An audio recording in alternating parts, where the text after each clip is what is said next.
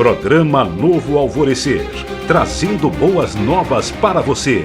Uma realização Assembleia de Deus de Caratinga. Olá, irmãos, a paz do Senhor. Esse é o seu programa Novo Alvorecer, o programa da Igreja Assembleia de Deus, da Rua Princesa Isabel, número 52. E desde já queremos agradecer a você pela companhia de sempre, queremos louvar a Deus pela sua vida, queremos agradecer a Deus por você ser um audiente fiel e estar conosco em todas as nossas lições que estudamos. Isso enriquece o nosso comentário, isso glorifica o nome do Senhor, isso é motivo de nós ficarmos alegres para a glória e honra do nome de Jesus. Nós vamos estudar hoje, começar o nosso comentário de um compêndio de 13 lições do nosso segundo trimestre de 2020. E nós vamos estudar nesse trimestre sobre a igreja eleita, redimida pelo sangue de Cristo e selada com o Espírito Santo da promessa. Essas 13 lições que vamos estudar a partir de agora está na carta de Paulo aos Efésios e nós somos gratos a Deus pela sua vida. Nós vamos para um breve intervalo e voltamos já já. Não saia daí.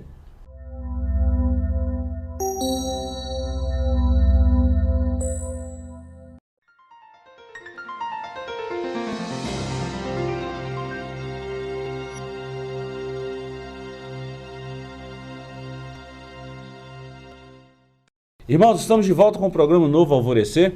Esse programa é um programa da Igreja Evangélica Assembleia de Deus, situado na Rua Princesa Isabel, número 52. Nesses dias que estamos vivendo aí nessa onda desse vírus, coronavírus, nós estamos transmitindo os nossos cultos todos online. Então, as nossas transmissões estão sendo ao vivo às terças, quintas e aos domingos. Aos domingos em 2 horários também, de 9 horas da manhã até 10h30 e de 7 da noite até 8h30. As terças e quintas permanecem aos horários normais. Então nós queremos te convidar a nos acompanhar, nos seguir em nossas mídias sociais, onde estamos transmitindo os nossos cultos. A DEC TV Oficial é a nossa rede, é o nosso canal no YouTube, onde estamos transmitindo, tem lá um monte de culto, várias mensagens de Deus para o seu coração. Então nos sigam nas nossas mídias sociais, deixe lá a sua sugestão, o seu comentário, dê o seu like e seja edificado pela palavra de Deus. Estou aqui com o professor Joás, mais uma vez, professor, Deus te abençoe, muito bem-vindo ao nosso programa mais uma vez. Vamos falar, professor, nessas 13 lições seguintes agora, sobre, no segundo trimestre de 2020, sobre a carta de Paulo aos Efésios. Nós vamos estudar 13 lições. Eu vou dar uma passada rapidinho para nós nos interagirmos e depois nós vamos começar a nossa introdução e o comentário da lição 1. Lição 1. Carta aos Efésios, saudações aos destinatários. Lição 2. A sublimidade das bênçãos espirituais em Cristo. 3. Eleição e predestinação. Eu estava lendo essa lição ontem, para mim vai ser a lição mais, vamos falar assim, de uma certa polêmica por causa das ideologias e linhas teológicas. 4. A iluminação espiritual do crente. 5. Libertos do pecado para uma nova vida em Cristo. 6. A condição do gentio sem Deus. 7. Cristo é a nossa reconciliação com Deus. 8. Edificados sobre o fundamento dos apóstolos e dos profetas. 9. O ministério da unidade revelado. 10. A intercessão pelos Efésios. 11.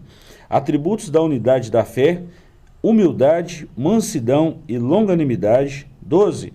A conduta do crente em relação à família. E a última lição, a batalha espiritual e as armas do crente. Lição fantástica. Essa lição de hoje é lição que vamos comentar no próximo domingo, carta aos Efésios, saudação aos destinatários. O textuário está em Efésios capítulo 1, versículo 2. A vós, graça e paz da parte de Deus, nosso Pai, e da do Senhor Jesus Cristo. Verdade prática. A epístola aos Efésios revela o propósito eterno de Deus para a igreja de Cristo. A leitura bíblica em classe está em 2 textos. Primeiro, Efésios capítulo 1, versículos 1 e 2, Atos dos Apóstolos capítulo 19, versículos de 1 a 7. Vamos lá, introdução. A epístola aos Efésios é denominada de a coroa dos escritos de Paulo e ainda de a rainha das epístolas. Nela, o propósito eterno de Deus para a igreja está revelado por meio de Cristo Jesus. Nesta lição, estudaremos os aspectos introdutórios e as principais abordagens doutrinárias da epístola. Professor, nós vamos estudar nessa compêndio dessas 3 lições uma das 13 epístolas do apóstolo Paulo. Essa é uma das principais, né? A rainha das epístolas, né? Igual está comentado aí. Né? É muito interessante ler essa epístola junto com a de Colossenses, né? É interessante, você faz um paralelo, né? Entre Cristo, né? e a igreja, né? Cristo tem uma cristologia muito rica em Colossenses e em Efésios, né? E o que ele faz e o papel da igreja, né? O reino dele estabelecido na igreja em Efésios é muito bacana, né? A carta de Efésios é onde tem a eclesiologia mais rica, né? Principalmente de Paulo, né? Isso muito é muito bacana. Bom, né? Professor, eu sempre falo isso que nós estamos preparando uma série de estudos aí, quero até falar com os nossos ouvintes aí, nós estamos preparando uma série de estudos sobre cristologia. Para mim, a cristologia é a doutrina áurea na Bíblia Sagrada. Né? Essencial. Então, assim, daqui a pouco nós vamos disponibilizar uma série de estudos aí no nosso canal no YouTube, nas nossas mídias sociais. Então, fique atento aí às nossas programações. Vai ser muito bom. E hoje nós vamos começar a estudar essa doutrina pura da Palavra de Deus, que é a cristologia e a eclesiologia. 2 doutrinas essenciais. Cristologia, a doutrina de Cristo, o estudo de Cristo, o tratado de Cristo, e a eclesiologia, a doutrina da igreja, o tratado da igreja, o estudo da igreja. E nós vamos ver isso bem de forma implícita e explícita na carta de Paulo aos Efésios. Sim. Nós vamos estudar sobre isso. Vamos lá, professor. Essa lição de hoje, nós estávamos conversando aqui nos bastidores, vai ser praticamente uma lição de aprendizado. Né? Tem uma lição introdutória, como em todas as nossas lições bíblicas. A primeira lição é aquela lição assim que é uma visão panorâmica de toda a lição que vamos estudar. Ponto 1, autoria e data. Ponto 1, autoria. Conforme o costume da época, o autor inicia a carta declarando sua identidade. Paulo, apóstolo de Jesus Cristo. Capítulo 1, versículos 1 a seguir. O livro de Atos menciona que ele se chamava Saulo, que é o seu nome hebraico, mas que também era conhecido como Paulo, em Atos capítulo 13, versículo 9. Eu achei muito interessante isso aqui. Em hebraico, Saulo significa solicitado, provavelmente uma homenagem a Saul, o primeiro rei de Israel, que pertencia à mesma tribo do apóstolo. As citações estão aí, Atos capítulo 13, versículo 21, Filipenses capítulo 3, versículo 5. Já o nome de Paulo significa pequeno, é o seu nome romano. Está em Atos capítulo 22, versículo 25. Quanto à autoria e data, principalmente a autoria, não tem que se questionar. Não resta dúvida que é Paulo, né? Se você ler o 3º capítulo, por exemplo, da carta, né? O meio da carta ali, né? O miolo da carta, ele é todo em primeira pessoa, né? Paulo, é um discurso de Paulo, né? Ele está todo em primeira pessoa. E, assim, não resta dúvida nenhuma de que a carta aos Efésios, do 1º ao 6º capítulo, né, foi Paulo que escreveu, né? Só esse primeiro verso aí já esclarece muito. Já mata qualquer dúvida, né? A crítica textual tem outros critérios, né? E assim, todos concordam que é Paulo. É interessante que tem uma cadeia teológica sobre a vamos falar, a hermenêutica e a exegese bíblica. Você falou isso aí sobre a crítica textual. Tem um grupo de teólogos que aplica essa crítica textual assim, mas dá uma ênfase a ela que assim, chega a botar em dúvida muitos textos que estão claros. Então nós estamos falando disso aqui porque há uma necessidade de falarmos, senão não falaríamos. Vamos lá, assinatura apostólica. Nas 13 cartas de autoria do apóstolo Paulo, ele se identifica como Paulo, nunca como Saulo, provavelmente por considerar o nome mais apropriado para evangelizar o mundo gentílico. Paulo sempre usou esse nome Paulo mesmo, em função da sua, vamos dizer assim, da sua vida missionária e da sua entrega aos gentios. Isso é muito bacana. Ele deu preferência ao nome romano, né? É o mesmo nome, né? Shaul e Paulo, né? É o mesmo nome, mas ele deu preferência ao nome romano por remeter a uma ideia de humildade, né? E Paulo é um exemplo e tanto de humildade, né? Um camarada tão capacitado, né? É um grego, mas é um filho de Israel, da tribo de Benjamim, né? Um benjamita, e ele tem cidadania grega, né? Ele usou dessa cidadania, às vezes, para se safar de algumas situações, né? Verdade. Você vai chicotear um cidadão romano, aí o sujeito assusta, né, e tal. Que não podia. Não, você vai julgar assim, eu apelo para César como cidadão romano, né? Então ele usou essa cidadania às vezes, mas via de regra, geralmente, né, Paulo, ele sempre se diminui, né? Humildade é uma característica forte em Paulo, né? Então ele escolheu o nome romano por fazer essa alusão à humildade, né? Sabe o que me faz pensar, professor? O seguinte: não adianta falar uma coisa e ser outra. Paulo ele entregava muito mais do que ele falava. Claro. Ele apresentava um resultado muito mais do que ele falava. É como se você falasse assim: eu vou caminhar 2 milhas e caminhasse 10. Ele apresentava esse resultado. A gente vê no escrito das 13 epístolas, o conteúdo, né, o conteúdo exegético aqui da Bíblia, a gente vê isso aqui pelo conteúdo das 13 epístolas que ele escreveu. Ele sempre apresentava mais do que ele prometia, do que ele falava. Então, essa assinatura apostólica aí, Paulo, apóstolo de Cristo, isso é importante, né? Muito importante ele começar a epístola já assim, né? Porque traz essa autoridade. O peso, né? Ele não está se gloriando de nada, ele está trazendo uma autoridade que ele tem, né? Em outros textos, em Atos, por exemplo, ele vai trazer essa questão de autoridade apostólica, né? Ele fala que ele não é diferente de nenhum dos outros apóstolos. Ele viu Jesus pessoalmente, né? Ele foi testemunho ocular, ele ouviu Jesus, né? Pessoalmente, né? Ele passou alguns dias ouvindo Cristo, né? E ele chega a dizer que foi ao céu, né? Ao terceiro céu, viu coisas que ele não podia nem relatar.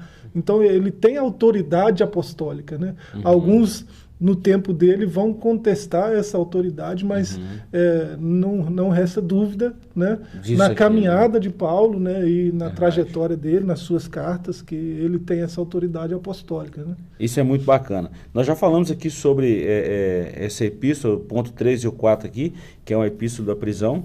Paulo escreveu essa epístola, ele estava preso, já estava... Prisão domiciliar, mesmo que seja domiciliar, mas ele estava sobre a guarda, né? Isso. E por incrível que pareça, ele vai falar isso em Filipenses sobre a guarda pretoriana, a qual ele pregou, ou seja, a guarda de mais alto escalão romano. Isso é muito bacana. Você vê o capítulo 6, né, de Efésios, parece que ele está desenhando um soldado romano, da legião romana. Capacete, couraça e tudo mais. Verdade. Né? E outra coisa, sobre a data, de acordo com Atos, após realizar 3 viagens missionárias e implantar igrejas na região do Mediterrâneo, Paulo estava em prisão domiciliar. Voltamos no tópico anterior. Por cerca de 2 anos. Está registrado lá em Atos 28, versículo 30. Então essa data ela pode girar em torno entre 60 e 62, já na nossa era cristã. É até bom a gente falar, né? Essas datas... E até mesmo a pronúncia dessas datas, né? Antes de Cristo e depois de Cristo. E entre os romanos se falava também AD, né? Anno Domini. Então é muito bacana a gente lembrar disso aqui. Isso é um conteúdo histórico, é muito bacana, isso enriquece o comentário da lição. Professor, nós vamos ter que dar uma pequena paradinha aqui, nós vamos dar uma pequena pausa, irmãos, amigos, e voltamos já no comentário dessa primeira lição do 2º trimestre de 2020.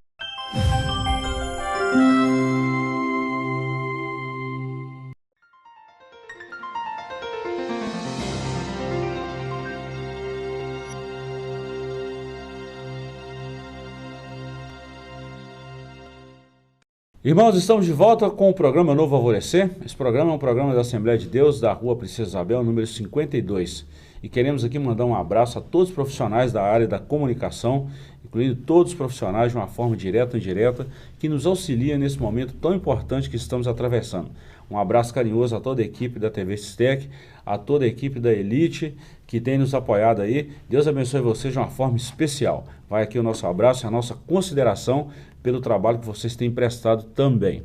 Uma outra classe de profissionais que queremos citar aqui são os profissionais da área da saúde, que têm feito um trabalho brilhante em nossa cidade de Caratinga e toda a região. Aos profissionais também da área de segurança, a Polícia Militar, a Polícia Civil, todos que estão contribuindo de uma forma direta ou indireta para esse momento difícil que estamos atravessando. A palavra nossa para esse momento é fé, perseverança. Então vamos com fé, perseverança, que vamos sair desse momento aí crítico que estamos vivendo. Pois bem, professor, vamos voltar aqui à nossa lição. Nós vamos falar agora do capítulo 2º. Se no primeiro nós falamos sobre a autoria, a data, agora nós vamos falar aos destinatários, para quem que Paulo escreveu essa epístola. E no final desse bloco nós vamos dar um esboço aqui dessa epístola aos Efésios, dos 6 capítulos. Claro que vai ser de uma forma sintética, né? Mas nós vamos falar sobre isso.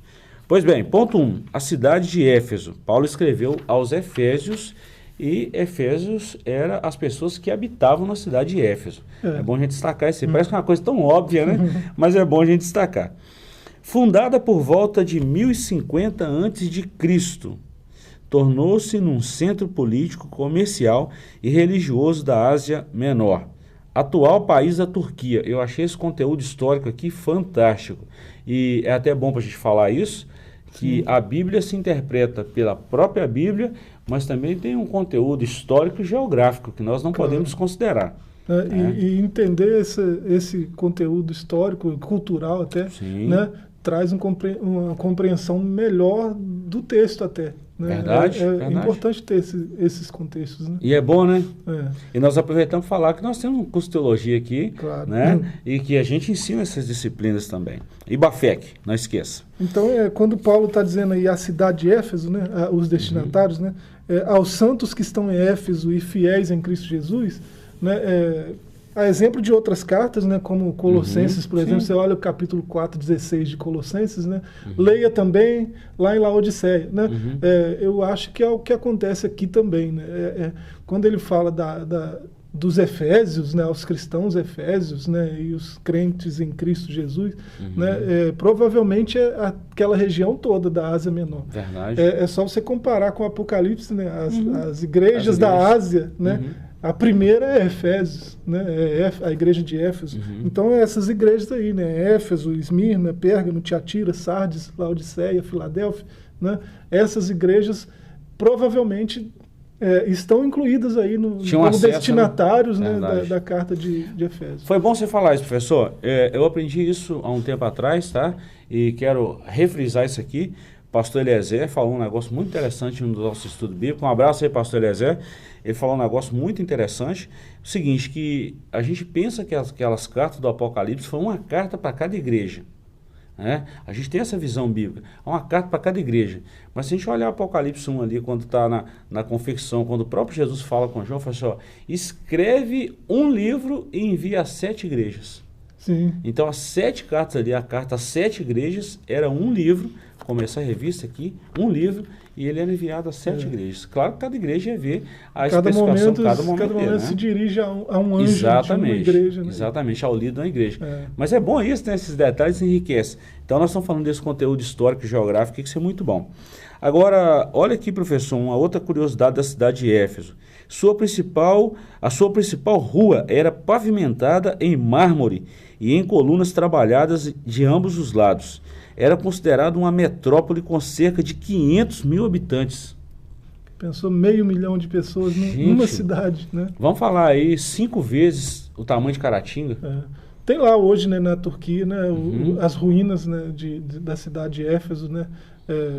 Para quem gosta, quem tem condições de fazer turismo desse tipo, é interessante, né? Muito bacana. E lá tem as ruínas desse anfiteatro aí, né? Com 25 mil sentados, né? 25 mil espectadores sentados. Né? Fala-se de 40 a 50 mil a capacidade de lotação desse estádio aí. Uma baita construção, numa época daquela, mega, né? É um negócio esplêndido. Agora, já paramos para pensar como é que o mundo antigo era assim, essas construções, e era tão bem trabalhado, né? E nós vamos ver aqui a temática aqui desses deuses que habitavam, né? Que habitavam, entre aspas, né? Que eram cultuados nessas cidades de cultura helênica, de cultura grega, né? Nós vamos ver isso mais à frente aqui, o tanto que se influenciou até mesmo na escrita do Novo Testamento. Estou falando dessa cultura helênica, tá? E é muito bacana. Vamos lá. Ponto 2, a religiosidade em Éfeso. A cidade abrigava um templo de Ártemis, ou Artemis, que é a mesma Diana, a deusa da fertilidade, ou a deusa do sexo, conforme alguns eruditos aí até citam. Construída em mármore, a economia da cidade dependia dos milhares de turistas que a visitavam. Sua maior fonte de renda era o comércio de nichos de prata vendidos no templo, razão pela qual seus moradores ficavam alarmados com a pregação de Paulo contra a idolatria. Está lá em Atos capítulo 19, versículos 27 a 29. Isso. Paulo chega falando que aquilo era idolatria e eles perceberam o quê? Nosso comércio vai afundar. Vamos dar um jeito de sumir com esse camarada daqui. O discurso de Paulo, né, você vê logo no capítulo 1, no verso 17, né, ele fala do Pai da Glória, né, ele traz essa figura paterna, né, para o discurso dele e assim, todos os 6 capítulos é paternidade, né, o tempo todo, porque porque a gente tem que saber esse contexto cultural que a gente falava agora há pouco. O senhor falou até da cultura helênica, né? Até sua mitologia é importante. Muito importante. Se Paulo não conhece a mitologia, né, o seu discurso talvez fosse vão, ele talvez falaria de coisas que ninguém está interessado em ouvir, né, não se conectaria não teria com os aceitação, ouvintes, né?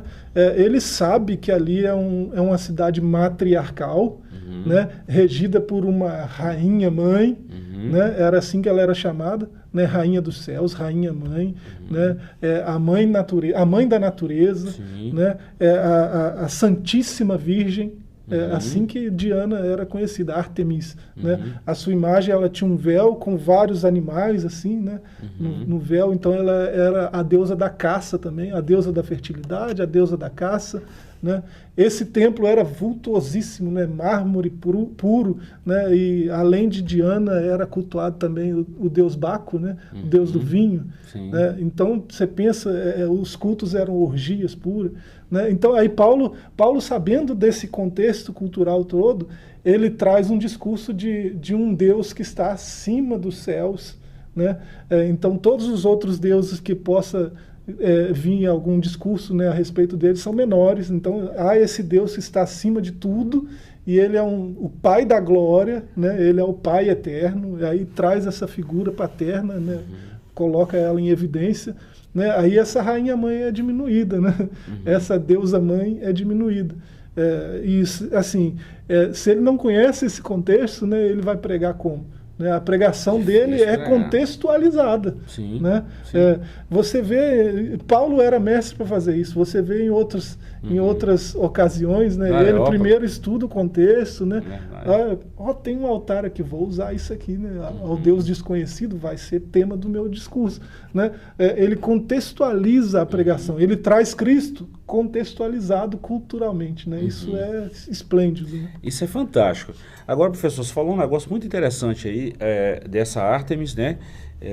Dentro dessa cultura grega, cultura helênica, e a gente vê aqui aos nossos ouvintes, não se estranhem do que eu vou dizer aqui agora, tá? O que estamos dizendo aqui é uma coisa extremamente cultural. Isso tem vários livros, tanto livros históricos, né, da história secular, que vai apontar para isso aí que eu estou dizendo.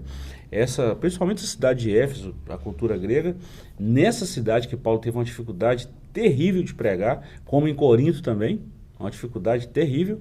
Mas esses cultos, como o professor falou de orgia, eram cultos de sexo livre mesmo, assim, nas praças e tudo mais. Era uma confusão terrível. Então a gente vê também a dificuldade do apóstolo Paulo em pregar o evangelho em cidades como essa, né? Sim, ele ficou lá 3 anos, ele deve ter participado de alguns carnavais, né? Porque lá tinha a festa da primavera, né? Entre março e abril mais ou menos, que essas sacerdotisas, né, de Artemis, elas saíam com os seios à mostra, né, com vestidos curtíssimos e propondo sexo a qualquer um que passasse, né? E era assim, esse era o culto de Diana, né? Então você vê, Paulo está pregando num contexto onde não há o conceito de família, de estabilidade familiar, né? Ele está pregando a muitos órfãos, porque essas sacerdotisas, quando engravidavam, né, era sexo livre. Quando engravidavam, elas saíam do templo, tinham os filhos lá, deixava eles lá e voltava para o templo. Né? Então são filhos órfãos, eles não têm mãe, não têm pai, né? Então é o contexto cultural da cidade. Né? E Paulo vem trazendo um discurso tem um Deus que é pai. Né? A gente pode se apegar a ele, e ele é um pai amoroso. Né? Ele termina sua carta falando de família, né? De submissão da mulher, né? Numa sociedade matriarcal. Sim, sim. Né? E ele não diminui a mulher de forma nenhuma, né? Submissão, né? Os dois marido e mulher, estão em pé de igualdade diante de Deus, cada um com seu papel, estão debaixo de uma só missão. Né? Submissão. Caminhar juntos, né? Isso é muito bacana, tá? Professor, nós já falamos aqui da cidade de Éfeso, dessa religiosidade, falamos também dessa igreja, de um contexto, e de uma forma bem direta, nós falamos também dessa saudação epistolar, ou seja, desse peso da chamada de Paulo, da responsabilidade, e Paulo, sem dúvida, era um apóstolo do Senhor.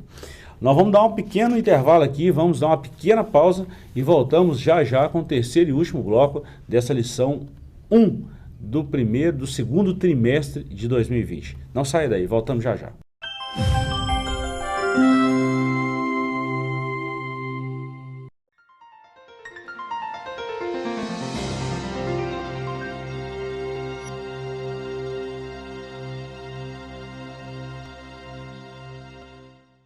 Irmãos, estamos de volta com o programa Novo Alvorecer e vamos falar agora do terceiro e último capítulo dessa primeira lição do segundo trimestre de 2020.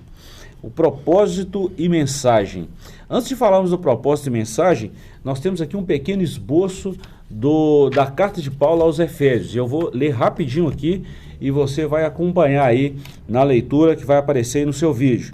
Parte 1 e parte 2, dividiremos em duas partes a epístola de Paulo aos Efésios. Na parte 1, nós vamos falar que são as gloriosas declarações teológicas a respeito da redenção, está entre o capítulo 1 e o capítulo 3.